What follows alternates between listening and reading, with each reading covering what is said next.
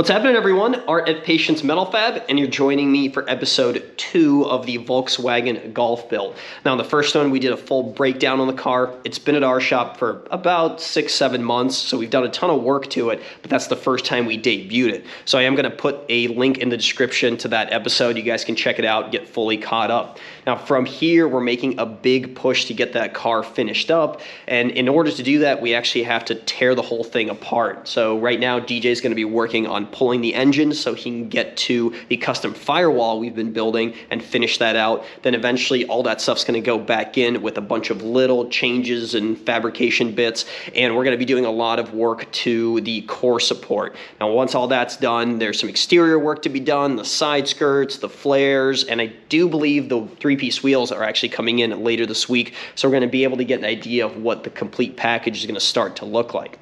Now, eventually, once that's all together and we can start the car up, go and drive it and do a shakedown, we're getting it right back into the shop and doing a full breakdown, and that's when we're going to be doing body work and paint and all the finishing touches, and eventually you're going to get to see that car in its complete state. So that's still coming up several episodes down the line, but for now, I'm going to pop in the shop and see how far DJ's gotten.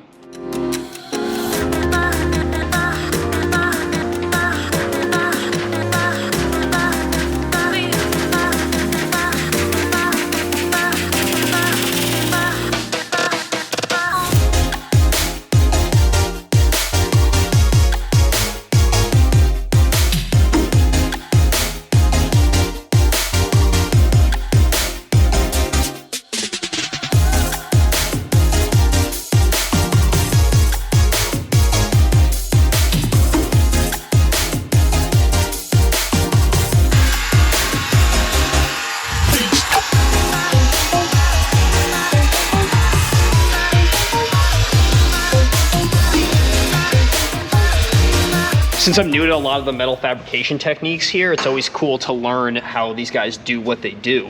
Now, I'm looking at the firewall here, and essentially it's gonna need to get welded all the way through, but the problem is with all that heat, it starts to malform and warp.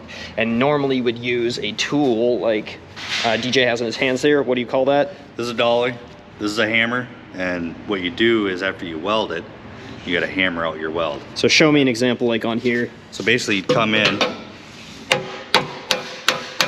just hammer it down, and that's going to release all the pressure in the weld, because when you weld it actually shrinks the material. Now we're going to release it so we don't have warps in the panel. And one of the major problems here is if you're working solo, you can't be inside of the cab of the car to hold an object like that while you hammer from the outside. So this is a great example of when, in order to fabricate, we actually had to fabricate a custom tool. So you want to show what this is and how it works? It's just an extended dolly. Basically now I can reach around and we don't need a second person to be able to hammer out the weld.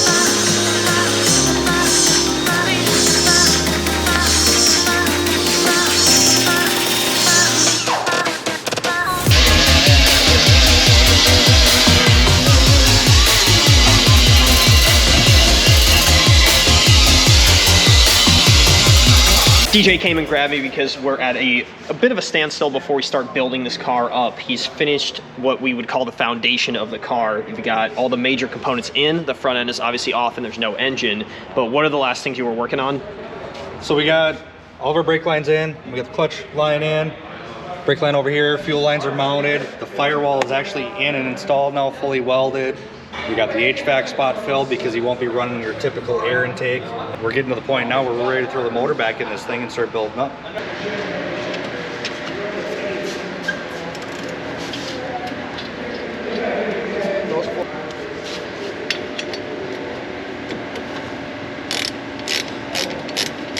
The engine is really starting to come together. You can see that DJ put in this coolant crossover tube. Basically, this is where a lot of the slower work begins. He has to make custom tabs and mounts and reinforcements and things that we don't want to go back to later on once this is fully assembled.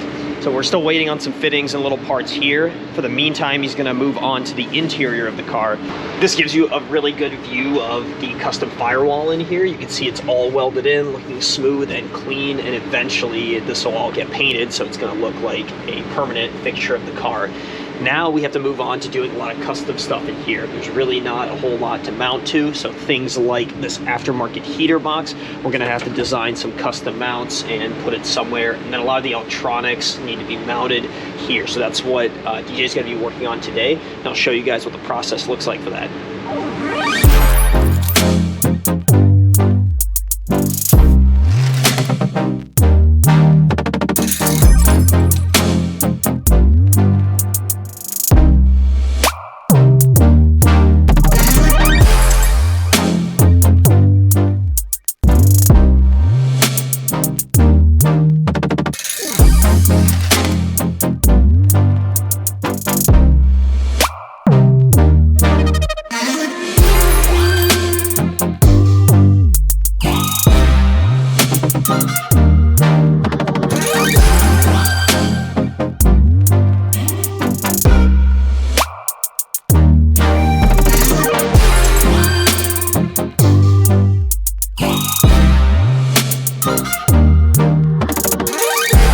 Saw we got the Golf moved onto one of these lifts, and this is the first for me seeing it underneath. It's really cool to see the subframes and all the custom components that I've only been able to capture on camera. To see in person is neat. Now, what DJ was doing is he dropped the whole exhaust system. Basically, this ran on an NA engine and it had an extra V-band portion that we cut out to make it a lot more clean. He's finished up with that, added a couple more brackets. So really just addressing all the small things. Now he's moving on to some exterior pieces. You can see the side skirts here that the customer supplied for us. We just need to figure out a way to mount them, maybe some custom brackets or something to make it look really neat underneath, and you won't see the hardware from the outside.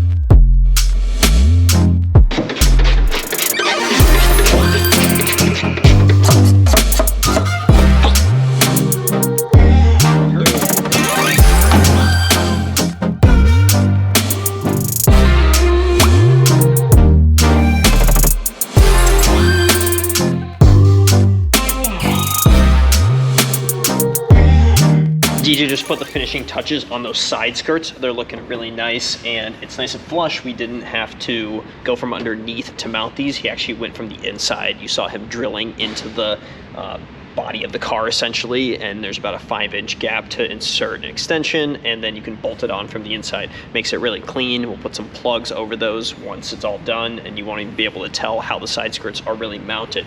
And one of the ways he was able to do that was with one of these nut plates. Essentially, it's a captured nut around this mounting plate, and you could spot weld these in. So he's got some underneath there, and then he's going to be using them for his next task, which is aligning the fenders. You can see that a lot of these bolt holes are either misaligned or they're rusted or kind of broken out.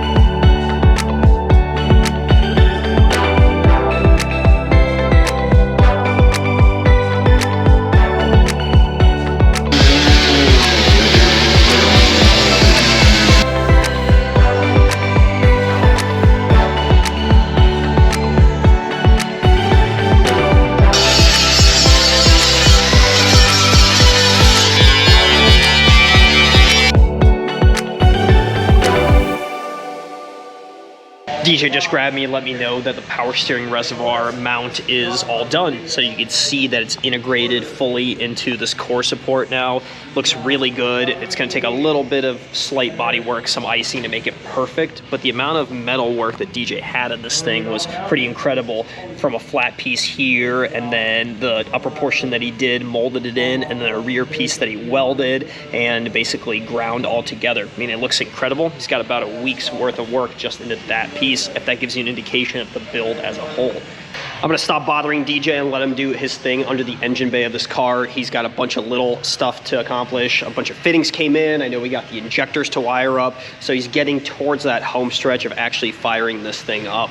Now, what I did want to leave you with, since I promised you at the beginning of the video, is a glimpse of the wheels that are going on this car, this gorgeous set of BBSs. Now, this is obviously not a finished product. The face is likely going to get polished, and then we have to do hardware. We also have to weld this into a two-piece. By the time it's all said and done, that is going to be a gorgeous setup with the side skirts that we put on, with these flares.